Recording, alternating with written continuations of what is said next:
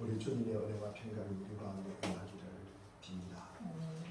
우리는 지금 산상설교를 하는 중입니다. 우리 로마서 5장 43절에 보니까 원수를 사랑하라, 그리고 박해하는 자를 위해 기도하라 라고 우리 주님께서 우리에게 요구하시고 그리고 선언하십니다. 이 하나님의 의를 예수 그리스도의 입을 통해서 우리에게 전해주고 있습니다. 서기관과 바리새인보다 더 나은 의, 이 다른 사람들과 같이 되지 말라는 말씀입니다. 지난주에는 일반 사람들보다 더한 자의 삶을 살아라, 남보다 더하는 자의 삶을 우리에게 요구하십니다. 누구랑 같은 사람처럼 세리처럼 사랑하지 말고 이방인처럼 인사하지 말라는 말씀을 지난주에 전했습니다. 그리고 그 결론 부분으로 우리 48절에 보니까 그러므로 하늘아버지의 온전하신 같이 너희도 온전하라 라는 명령 앞에 우리가 서 있습니다. 우리는 기꺼이 이 명령을 받으며 이 명령의 귀함을 알고 그리고 우리가 인정하고 그리고 늘 바라고 기도하면서 우리는 그것을 가슴에 품고 살아갑니다. 하나님의 자녀로 하나님께 잘 막힌 모처럼 온전하게 그렇게 한 주를 지내셨는지. 아멘. 그래요. 그러나 우리가 실제로 믿음 생활을 해보면 우리의 소원과 믿음들은 현실 속에서 참 맥을 못 추는 경우가 대부분입니다. 우리 인생사에서 우리가의 삶이 행동하고 우리의 삶이 우리 뜻대로 되고 우리 마음대로 될 때는 잘 지내지만 우리가 피하고 싶은 일들을 만나잖아요. 그래서 고난의 아픔이 찾아오면은 우리가 하나님 앞에 기도도 합니다. 그리고 노력도 합니다. 그리고 말씀을 기억하며 애쓰기도 합니다.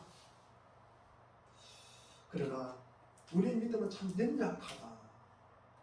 그리고 이 나의 의지는 참 무력하다라고 고백하지 않을 수가 없습니다. 그러면 우리는 이럴 때 이렇게 뚱뚱거립니다. 하나님은 뭐하고 계실까? 하나님은 뭐하고 계실까? 우리 하나님은 내 소원과 내 발부등에 조금도 꿈쩍하지 않으시는 것 같다. 미동도 안 하시는 것 같다. 전혀 반응도 안 하시는 것 같다. 도대체 우리에게 허락된 이 신앙적인 요구를 우리가 어떻게 해야 이것을 성취할 수 있을까? 우리가 어떻게 해야 이들을 우리가 성취할 수 있을까에 대한 우리가 현실적인 답을 우리가 오늘 로마서 5장 1절과 4절 말씀을 통해서 확인하려고 합니다. 그래서 제가 오늘 제목을 한번 같이 읽어보겠습니다. 오늘 제목 뭐였습니까? 현실적 고통을 안고 가는 믿음의 삶. 현실적 고통을 안고 가는 믿음의 삶이라는 제목으로 말씀을 전하고자 합니다. 우리 오늘 본문 1절에 보면은 그러므로 우리는 믿음으로 어렵다 하심을 받았으므로 우리 주 예수 그리스도로 말미암아 하나님과 더불어 평화를 누리고 있습니다. 여기서 우리는 믿음을 통해서 얻은 새로운 신분을 말합니다. 곧 하나님께서 어렵다고 선언해 주신 이 사람의 신분입니다. 이는 과거에 내 자아가 주인이었던 이 주체가 부정되면서 바뀌어서 하나님이 주인된 인격 존재를 말하는 것입니다. 그래야 하나님과 화평을 누릴 수가 있습니다. 이절에 보면 우리는 또한 그리스도로 말미암아 지금 쓰는 이 은혜의 자리에 믿음으로 나오게 되었으며 하나님의 영광에 이르게 될 소망을 품고 자랑을 합니다. 1절 2절에서 우리가 그리스도 예수로 말미암아 영원한 약속과 승리 속에 있다는 것, 그리고 그 승리와 그 약속은 하나님의 영광이라는 목적에 이르기까지 실패할 수도 없고 그리고 포기할 수 없는 하나님이 우리 안에서 허락된 이 성도들의 운명이라고 가르치고 있습니다. 그리하여 3절 이하에 보면은 다만 이뿐 아니라 우리가 환난 중에도 즐거워하나니 이는 환난은 인내는 연단은 소망을 이루는 줄로 알미로다 라고 우리에게 말씀을 하고 있습니다. 환난은 예수 그리스도로 말미암아 우리에게 구원이 시작되고 그리고 그 구원이 완성되는 그 사이에 있는 것이에요. 이걸 우리가 영어로 표현하면은 already but not yet. 이미 우리의 구원은 시작됐어요. 그러나 아직은 아니라는 말씀이에요. but yet, but not yet. 그러니까 이미 우리가 시작된 이 구원 그리고 이 완성되는 이 중간에 우리 사이에 우리가 있다. 그래서 이걸 갖다가 현재라고 이야기를 하는 거예요. 현재라고 우리가 이야기를 하는 것입니다. 허락된 구원이 약속의 영광의 승리를 이루가는 이 과정으로서 성경은 우리에게 환난을 이야기해요. 그러면요, 우리가 여기서 아마 이런 생각을 할 수 있을 것입니다. 아니, 내가 이게 발을 잘못 디딘 거 아닌가? 아니, 내가 예수 믿고 환난 당하려고 내가 예수 믿었는가? 아마 이런 생각을 할 수도 있을 것입니다. 별 생각 아마 다 할 것입니다. 내가 되돌아갈까? 내가 어쨌든 간에 내가 되돌아가지는 못하지만도 내게 상당히 좀 불편하고 부담스러운 것은 사실입니다. 환난을 누가 좋아하는 사람 없잖아요. 환난이란 말 그대로 공고한 현실입니다. 이것이 우리를 인내로 이끈다고 성경은 기록하고 있습니다. 그리고 인내라는 말을 우리가 제대로 이해하면은 환난이 하는 일을 갖다가 이해할 수가 있게 된다는 말씀이에요. 인내는 고통과 슬픔을 경험하는 뜻입니다. 고난을 겪는 것이 인내라는 말씀이에요. 우리가 즐거움을 갖다가 누리는 것을 우리가 인내라고 말하지는 않습니다. 여기서 인내는 넉넉함을 이야기하는 것이 아닙니다. 아니고 감수하는 거예요. 마지못해서 우리가 견디는 것입니다. 원치는 않지만 감내해야 하는 것, 당하는 것, 이것이 우리를 연단으로 이끕니다. 연단은 심신을 단련하여 부시하게 하는 것을 말합니다. 무엇을 단련할까? 단련한다고 할 때 우리는 노력하고 연습하고 하는 것도 단련이라는 말 속에 또는 연단이라는 말 속에 포함되어 있는 것입니다. 이 연단이라는 말은 금을 재련하고 불순물을 제거하는 일이나 또는 쇠고지나 금속을 강하게 하는 일과 관련이 있는데 이것을 성도의 인내와 연결시켜서 말씀하고 있습니다. 이것을 환난이라고 합니다. 이것을 우리를 현실입니다. 현실입니다. 우리 성도님들은 신앙생활, 이 신앙의 현실은 환난 속에 있습니다. 이는 우리의 소원과 우리의 믿음과 직접적으로 연결되어 보이지도 않고 우리의 소원과 믿음과 보상과는 거리가 먼 것 같고 그리고 실패와 좌절과 고통과 고민과 갈등과 슬픔들이 현실입니다. 그리고 성도가 가는 길이에요. 이런 일들은 성도들 모두의 공통된 현실이기 때문에 우리는 이 문제를 외면할 수가 없다. 이것이 우리만의 비명이 아니라 욥의 반응을 보면 아주 중요하게 나타납니다. 욥은 1장 1절에 그 사람은 온전하고 흠이 없고 정직하여서 하나님을 경외하고 다음에 뭡니까? 악에서 떠난 자라. 그렇죠. 제가 신경 시험 볼 때 이 네 가지가 나왔어요. 주관식. 하나님은 우리를 온전하게 하시고 흠이 없고 정직하게 하고 그리고 하나님을 경외하면서 악을 떠난 자라. 그러나 욥은 원치 않는 고난에 휩싸입니다. 그 많던 자녀들이 하루아침에 다 죽어버려요. 자녀들이 몇 명입니까? 10명. 아들 7, 딸 3. 부인은 뭐합니까? 욕하고 죽으라 그러고 도망가 버려요.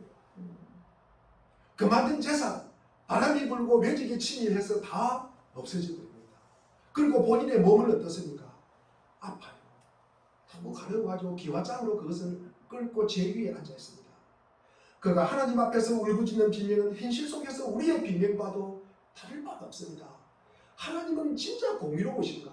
하나님은 정의로우신가? 하나님은 공평하신가? 하나님은 이 창조된 이 피조물을 갖다가 잘 돌보고 계시는가? 나를 버린 건 아닌가? 나는 하나님의 자녀 맞는데 이것이 욥의 울부짖음이에요. 욥의 비명이지 않습니까? 이것이 풀리지 않은 욥의 질문입니다. 질문. 우리는 모두 이 문제가 해결되지 않는다면 우리 마음에 하나님의 약속을 붙잡고 하나님의 약속을 바위 틈에 여러분 새기고 하나님의 그 명령을 갖다가 우리가 어떻게 하든지 지키려고 하지만 그것이 아무리 고결하고 그것이 아무리 거룩하고 그것이 아무리 진실하다고 인정하고 소원한다 할지라도 현실을 해결할 방법이 없어요. 현실을 해결할 방법이 없습니다. 이 문제에 대해서 성경은 많은 예들을 이야기하고 있습니다. 우리는 성경을 읽어보면은 참으로 말이 안 된다. 말이 안 된다. 이런 내용을 너무나 많이 접합니다. 우리 세례 예배에 우리 마태복음 11장을 하고 있습니다. 11장 처음에 보면 누구 이야기가 나옵니까? 세례 요한 이야기가 나와요. 세례 요한이 뭐 했습니까? 예수님에게 세례를 베푼 분이에요. 그리고 하나님 나라가 가까이 왔다고 심판을 선포하십니다.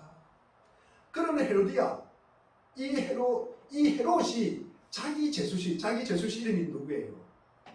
헤로디아죠. 이게 누굽니까? 헤롯의 동생 빌립의 아내입니다. 한 번에 보고 미쳐가지고 자기 아내 버리고 이 헤로디아와 제수씨와 결혼을 합니다. 이 세례 요한이 그것이 잘못됐다. 그것이 잘못됐고 옳지 않다고 말합니다. 그래서 감옥에 갇혀요. 헤로디아 딸의 소원으로 인해서 그는 목이 잘려버립니다. 그뿐만 아닙니다. 우리 창세기 39장에 보면은 요셉의 생애를 나타내 봅니다. 우리 창세기 39장 우리 1절 한번 읽어보겠습니다.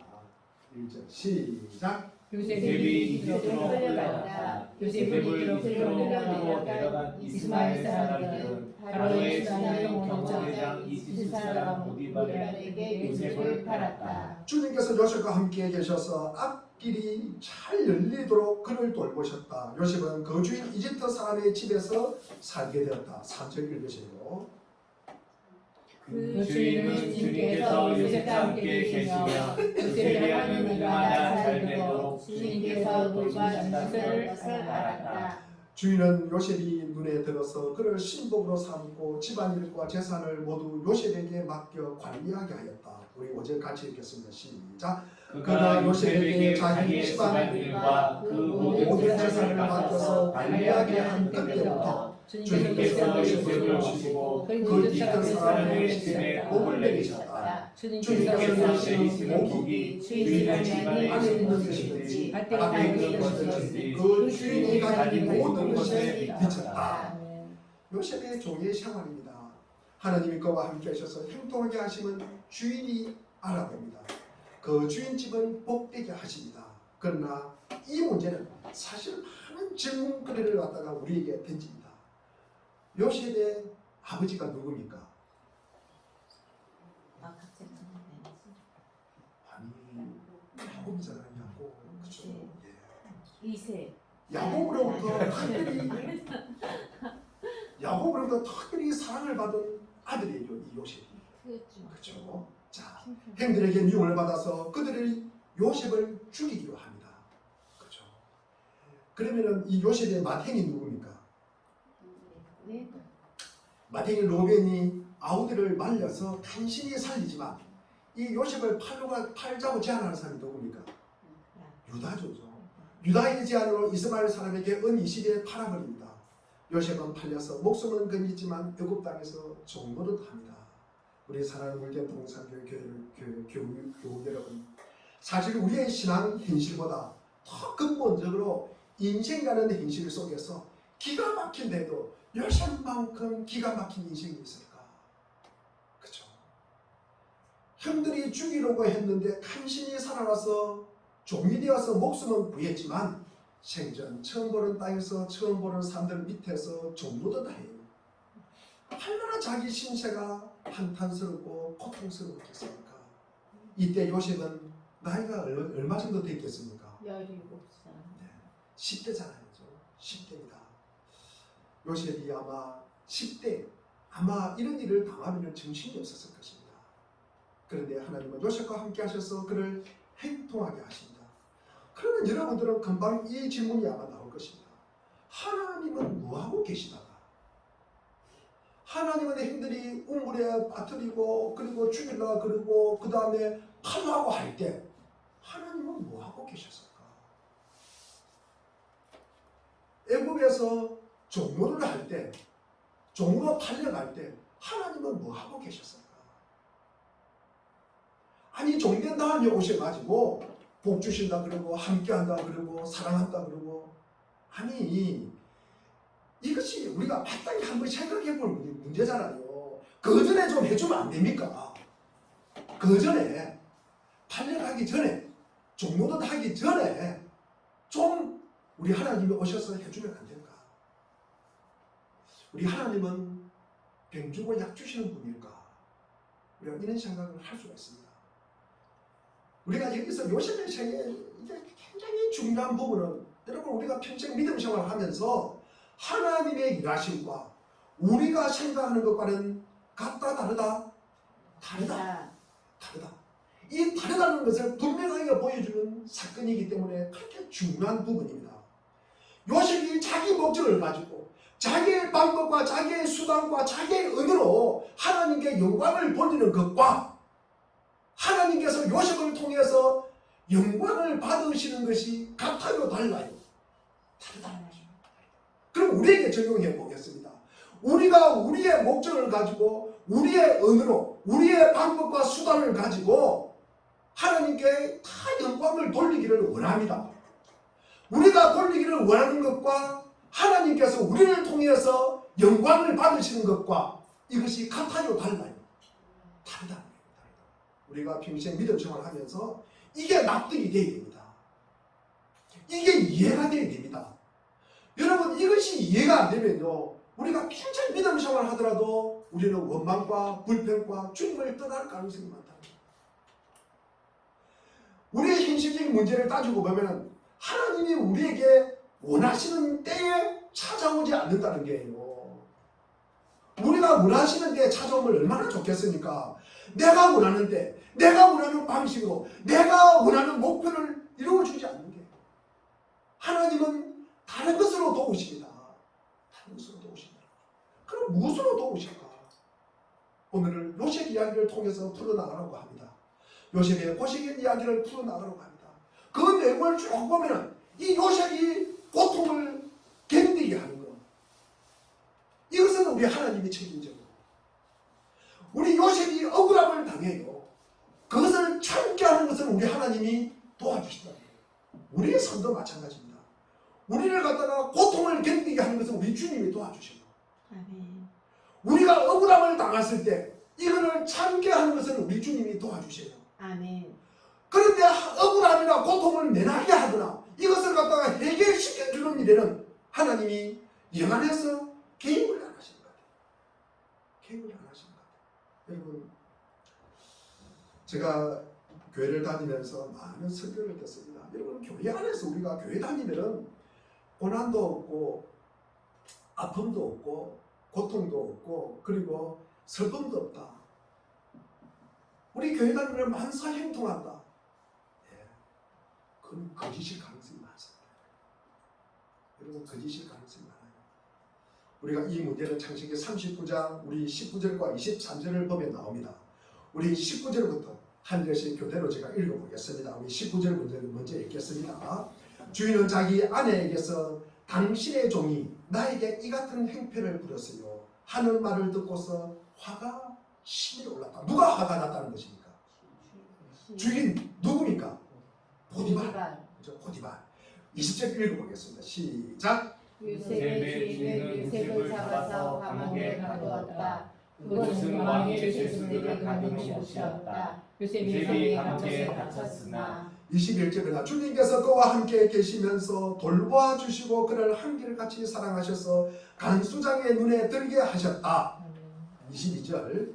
간수장은 감옥 안에 있는 죄수를 모두 요셉에게 맡기고 감옥 안에서 일어나는 일과 요셉을 처리하게 하였다. 23절 같이 읽겠습니다. 시작. 간수장은 요셉에게 모든 일을 맡기고 아무것도 간섭하지 않았다. 그렇게 되어서 주님께서 요셉과 함께 계시기 때문이요 주님께서 요셉을 부르셔서 그가 하는 일은 무엇이나 다 잘되게 해주셨기 때문이다. 그는 이 주인의 아내의 유혹을 받습니다. 그는 그 유혹을 그를 유혹하지만 요셉은 거절합니다. 우리 창세기 39장 9절에 보면은 하반절에 보니까 그런데 내가 어찌 이런 나쁜 일을 저질러서 하나님을 거역하는 죄를 지을 수가 있겠습니까? 라고 이야기합니다. 요셉은 아주 시간이 깊은 사람이에요. 이 신앙에도 불구하고 하나님은 이 문제에 시신비비를 가리지 않아요. 진실을 가리지 않습니다. 그래서 그는 누명을 쓰고 감옥에 갇힙니다. 옥에 갇혔더니 하나님께서 함께 하신다, 한결같이 사랑하신다, 돌보아 주신다, 간수장을 통해서 은혜를 베푸시고 잘되게 하셨다. 우리 조금 전에 읽었던 내용이잖아요. 하나님 그렇게 해주신다는 거예요. 그렇게 하실 것이면은 사실 그 전에 베푸셔야 되는 거 아닙니까? 그 전에 베푸셔야 했는데 그렇지 않다는 것이 현실 속에서 우리의 답답함이라는 거죠. 우리의 답답함이라는 거죠. 아니 진실을 밝히고 시시비비를 가려가지고 요셉을 속히 감옥에 있는 걸 끌어내 줘야 되는 거 아닙니까? 아니 그 전에 하나님이 계신다면은 이 요셉을 감옥에 못 가게 해야 되는 거 아닙니까? 우리가 그 전에 요셉이 형들에게 어떻게 원물에 빠뜨리고 죽으라 그러고 팔려가고 노예로 가는 거 아까 이거 막아줘야 되는 거 아닙니까? 아니 믿음의 사람이잖아요. 하나님이 사랑받는 자녀잖아요. 그러면 그렇게 해줘야 되는 거 아닙니까? 아니 종로 팔려가더라도 어디 뭐 왕궁에 보관 대작집에 양자로 들어갔다든지 그렇게 편하게 해줘야 되는 거 아닙니까? 야곱의 아버지를 모시는 것보다 애굽에 잘 사는 사람 부자 보관 대작에 양자로 들어가서 그렇게 사는 것이 훨씬 좋잖아요. 그것이 우리는 복이라고 생각하잖아요. 그렇게 해줘야 되는 거 아닙니까? 그렇게 해주셔야 되는데 바닥 중에 바닥을 기게 하는 삶을 살게 해요. 아니 믿음의 자녀인데 이게 우리가 이해가 됩니까 여러분? 내가 이런 현실에 있다. 그러면 하나님 믿겠습니까 여러분? 아니 그때는 침묵하시다가 옥에 가니까 그때야 간수장을 통해서 하나님이 함께 하셨다, 형통하게 하셨다, 제수 생활을 잘 감당하도록 하는 게요. 제수 생활 잘 감당하게 하는 게요. 가는 거 막아주지 않으시고 제수 생활, 그 바닥 끼는 그 생활을 갖다가 견디게 하는 게요. 시편 105편에 보면은 이 요셉이 감옥에 있는 상황을 갖다가 이렇게 설명을 하고 있습니다. 요셉이 그때 상황을 그는 처음 제수로 들어갔을 때 제수들이 받는 이 고통의 상황에 처하게 됩니다. 족쇄를 채우고 쇠사슬을 묶어놨다고 우리 105편 18절에 나와 있어요. 18절에. 우리 18절에 보면은 우리 18절에 보면 개정판에 보면은 그의 몸은 쇠사슬에 매였으니 거기에 몸에 보니까 번호가 붙어있죠. 번호가 붙었는데 번호가 몇 번입니까? 1번입니까? 2번입니까? 몸에 우리 가지고 있는 성경책에 없습니까? 몇 번이라고 붙어있습니까? 우리 선지자님 빨리 찾아보셔야죠. 우리 105편 18절입니다. 몸에 거기에 번호가 붙어있습니까? 없습니다. 그렇구나. 그러면 우리 개정판을 제가 한번 찾아서 읽어보겠습니다. 자, 우리 105편입니다. 자,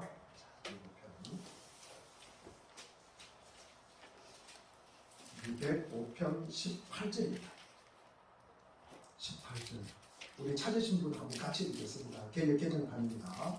우리 18절입니다.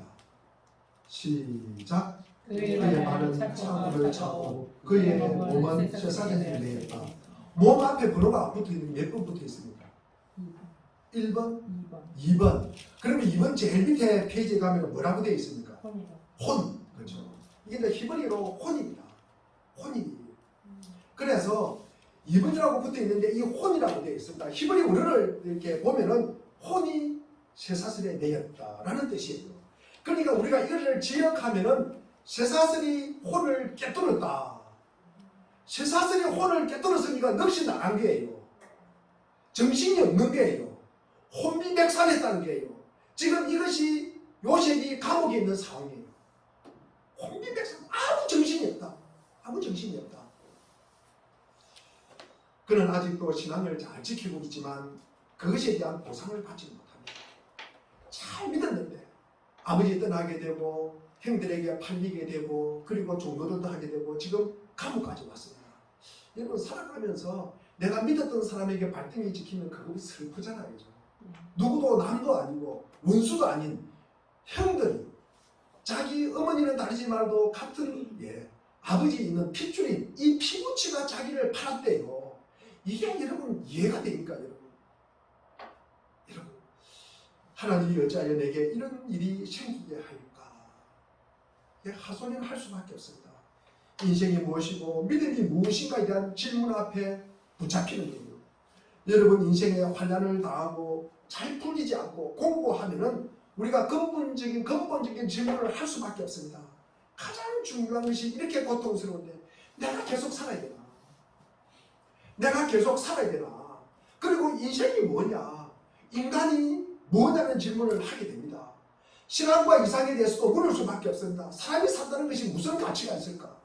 여러분 한번 고통스러워 보십시오. 내가 고통 가운데 있으면 이게 사람이 무슨 문제가 있을까? 무슨 이유 때문에 우리가 살아야 하는가? 무슨 목적이 있을까? 아니 우리에게 허락된 구원과 영생의 약속이 대체 어떤 가치가 있다는 말인가? 어떤 가치가 있다는 말인가? 우리는 우리가 알고 있다고 생각했던 모든 것들이 다 벗겨져 가지고 지금 그 현실 수준으로 우리가 직면하는 거예요. 대면하는 것입니다. 현실을 대면하는 거예요. 나라는 사람의 실력 그리고 나라는 사람의 내용을 직면할 수밖에 없잖아요. 이거는 숨길 수가 없잖아요. 덮을 수가 없잖아요. 그렇다고 답이 쉽게 나옵니까? 아무리 인생이 뭐냐, 신앙이 뭐냐, 믿음이 뭐냐, 내 삶의 가치가 있느냐 묻고 우리가 두드려도 하나님은 쉽게 답을 해주지 않습니다. 그런 상황에서 우리는 주로 어떻게 합니까? 가장 쉬운 방법이 뭡니까? 흔히 쓰는 방법이 뭡니까? 도망가는 거예요. 교회 떠나는 거예요. 하나님 없는 것처럼 사는 거예요. 내 마음대로 사는 거예요. 내 뜻대로 살고 내 중심대로 살아가는 거예요. 술 마시고 방탕한 삶을 사는 거예요. 그냥. 여러분 살아보면서 하나님이 가장 좋아하는 것은 우리가 싫어하는 것이고 인간은 원래 죄인이기 때문에 내가 가장 좋아하는 것은 하나님이 싫어하는 거예요. 싫어하는 거예요. 우리가 가장 세상에서 편한 자세로 가장 누워서 하고 싶은 게 뭘까? 가만히 보면 생각해 보면 하나님이 별로 좋아하지 않는 거예요. 여러분 하나님에 대한 환경이죠. 환경. 하나님 앞에서 나 꼬마들 그런 애들 있잖아요. 엄마 나 계속 꾸중하면 나 밥 안 먹어. 나 다칠 거야. 나 여기서 떨어질 거야. 하나님 앞에 우리는 항명을 하는 거죠. 자폭을 하는 거죠. 이게 심하면 뭐합니까? 자살까지 가는 거죠. 우리가 이 현실을 감내할 수 없고 자기라는 존재와 인생이 역전될 가능성도 없고 그리고 이대로 평생을 고난 속에서 살아야 되는 것은 참으로 끔찍한 일이잖아요. 몸부림칠 수밖에 없잖아요. 이제 하나 더 우리가 확인해야 될 실제적인 질문은 이것입니다. 현실이 공부하는 것과 우리가 실력이 없고 그리고 우리가 어떻게 할 방법도 없고 우리가 참으로 자꾸 보잘것도 없고 무력하다는 사실과 함께 우리가 하는 것은 뭡니까? 도망가고 숨어버린다든지 아니면 죽는 것이에요. 그런데 우리가 도망갈 수 없다는 사실이에요. 도망갈 수 없다는 사실. 현실은 그렇게 어렵고 힘들지만도 내가 도망갈 수 없다는 사실이에요. 이게 현실적인 답답함이에요. 현실적인 어려움 중에 하나입니다. 우리가 왜 도망가지 못합니까? 많은 관계 속에 우리가 얽혀있기 때문이에요. 아니 가장 중요한 관계가 뭡니까? 예? 사람과의 관계 중에서 가장 진한 관계가 뭡니까? 혈연이잖아요. 혈연. 피부치잖아요. 피부치. 응? 아니 부부, 자식, 형제, 친구, 이웃 사이에 우리가 묶여져 있잖아요. 여러분 내 마음대로 하고 싶다고 하는 게 아니잖아요. 여러분. 여러분 내가 내 마음대로 하고 싶을 때 여러분 못하게 할 때 생각나는 게 뭡니까? 가장 가까이 있는 부모가 생각나고요. 아내가 생각나고 자식이 생각나고요. 남편이 생각나는 거예요. 친구의 직장인 친구들이 생각나고요. 여러분 내가 내 하나 좋기 위해서 도망갈 그런 곳이 없어요. 어디 가서 숨을 곳이 없다는 말씀이에요. 내가 도망하면은 아내나 남편이나 자신이나 부모나 이웃이나 친구에게 동료가 걸린다는 말씀이에요. 우리가 죽고 싶다고 내가 스스로 목숨을 끊는 것이 아니라 살아있는 한 책임져야 할 존재들이 있기 때문에 우리가 도망을 못 가는 거예요. 내 혼자 살면 도망가고 싶어요. 도망가고 싶어요. 제가 전에도 한번 이야기했지만 인천대구에 예언이하고 도귀하고 오른손을 잡고 왼손을 잡고 하염없이 걷는데 여러분 제가 할 수 있는 것이 없더라고요.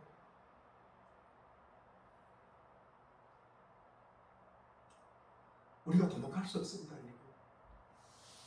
우리의 행복과 평안은 내가 내 문제를 해결하는 데만 있지 않고 내가 관계된 모든 사람의 인생과 현실과 직결되어 있습니다.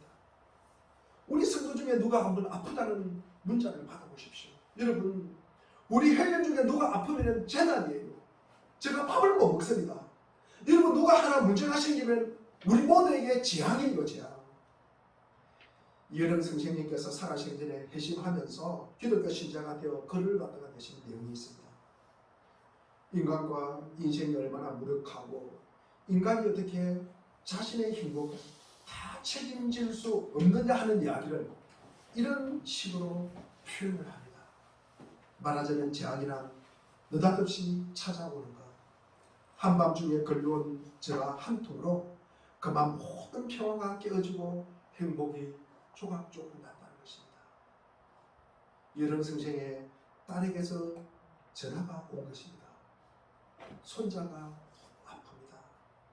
이 한마디에 지금까지 가장 튼튼하고 영원히 갈 것 같은 행복이 무너지는 게 그분의 지혜, 그분의 지성, 그분의 지식, 그분의 인생이 한순간에 무너지는 거예요.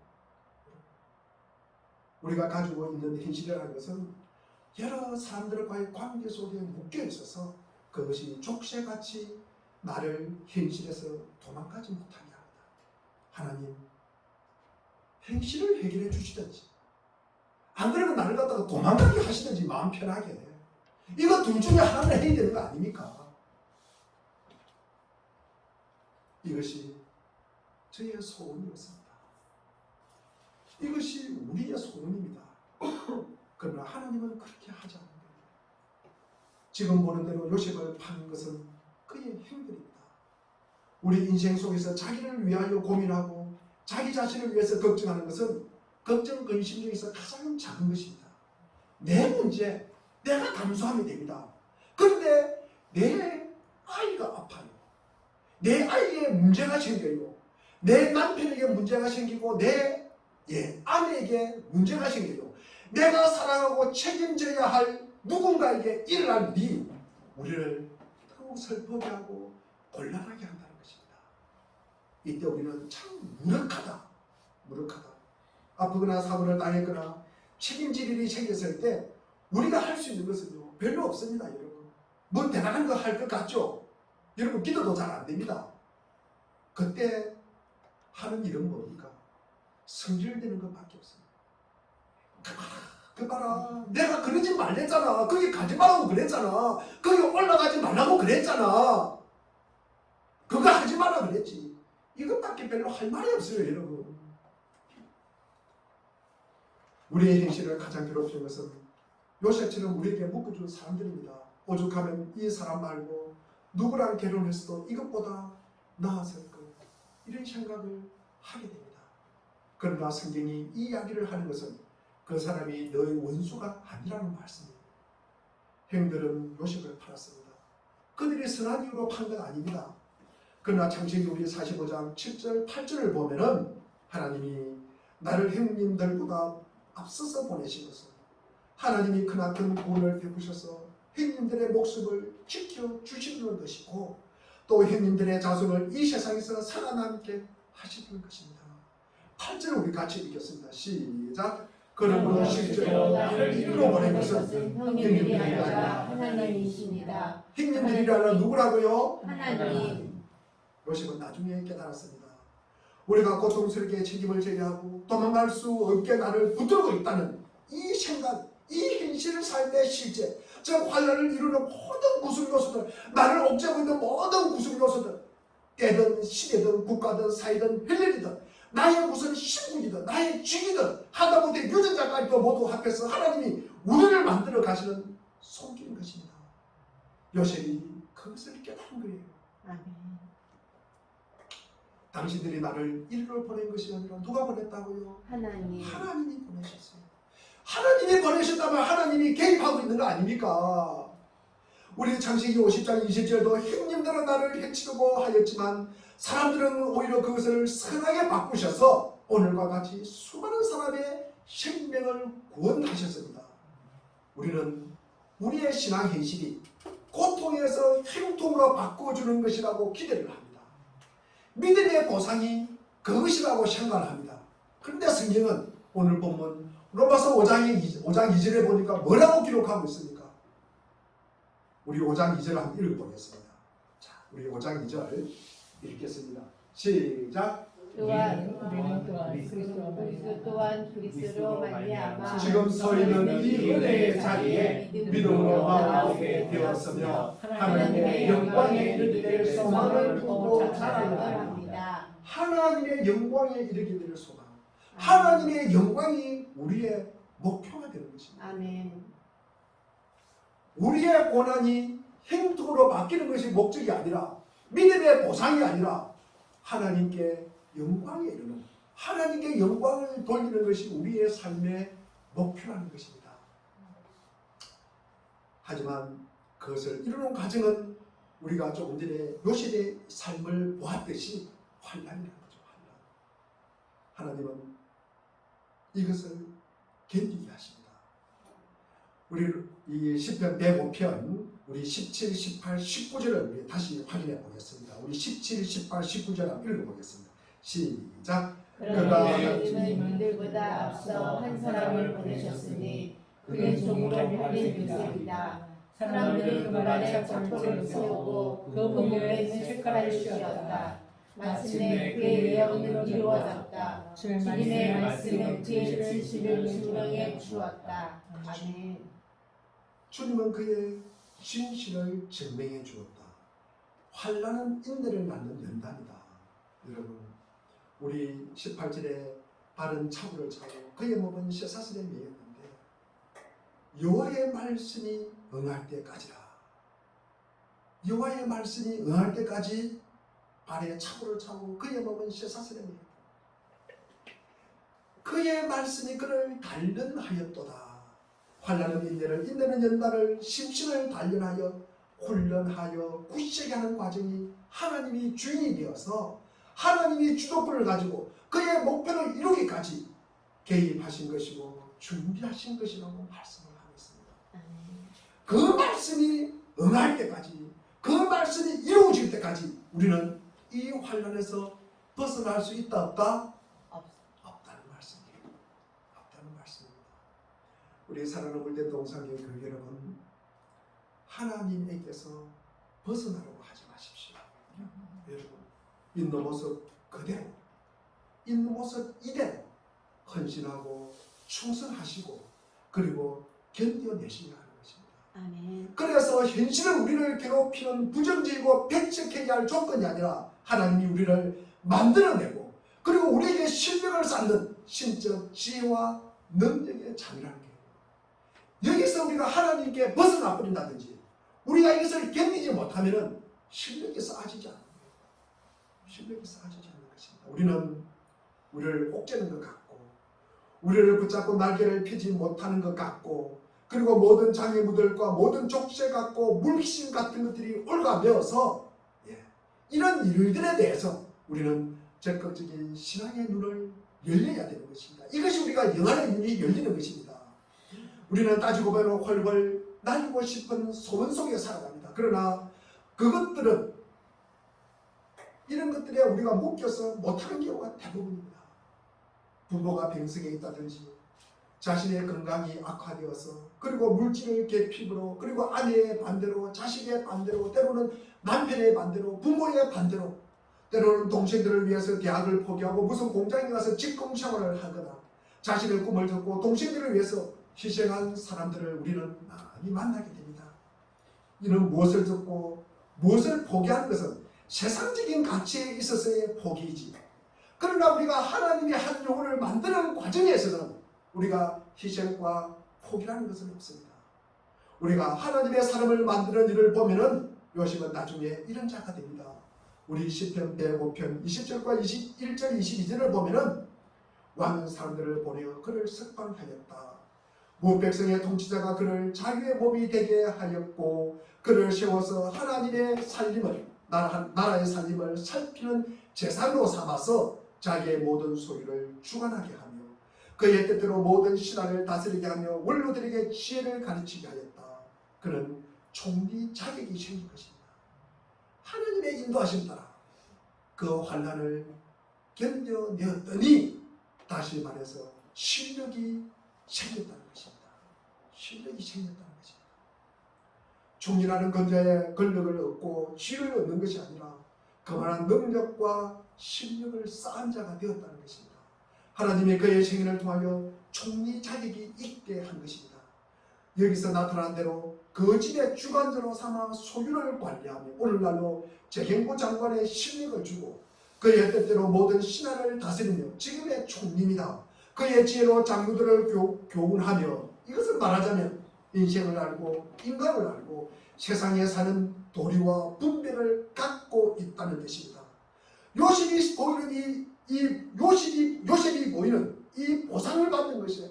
아직 총리가 됐네. 높은 사람 됐네. 우리가 거기에 너무 집착하면 안 됩니다. 하나님이 요셉을 어떻게 영광스러운 결과에 이르게 했느냐. 요셉의 생애 가장 중요한 지점입니다. 그가 그의 행동을 용서할 수 있었던 것은 그것이 그에게 손해가 되지 않았다는 거죠. 형들이 자기를 팔았지만 그것이 손해가 아니었다는 것을 알게 되었다는 것입니다. 그리고 그것이 하나님의 손 안에서 이루어졌다는 것을 확인하게 됩니다. 그것이 우리 모든 성도의 현실적인 신앙 이해입니다.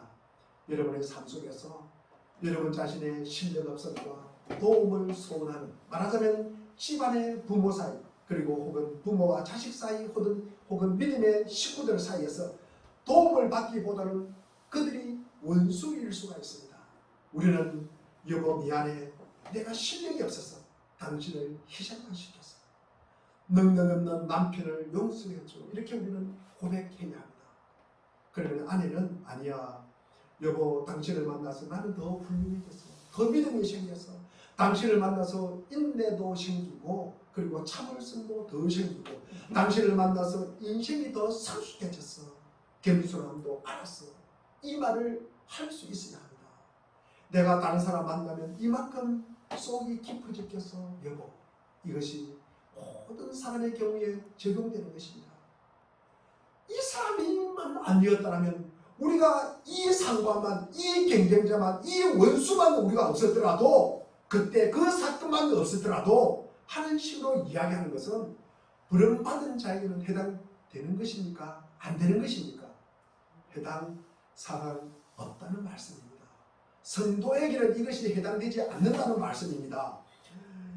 우리가 그 억울했던 사건, 그래서 날개를 접은 그 사건과 그 일과 그 사람, 이런 것들이 하나님의 인도하심과 능력과 지혜 속에서 협력을 해서 선을 이루지 우리를 손해보게 하지는 않는다는 말씀입니다.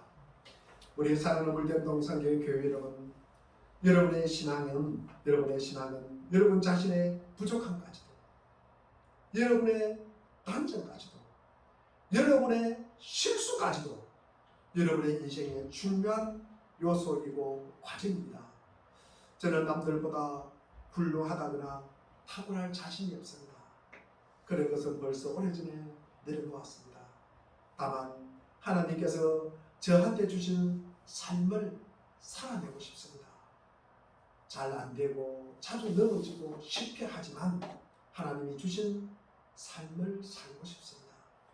한계와 모순투성이 인생의 연약함을 그대로 가지고 있는 모습이지만 주님이 나를 포기하지 않는 것처럼 주님의 온전하심이 내 안에 만들어질 때까지 절대로 포기하지 않을 것입니다.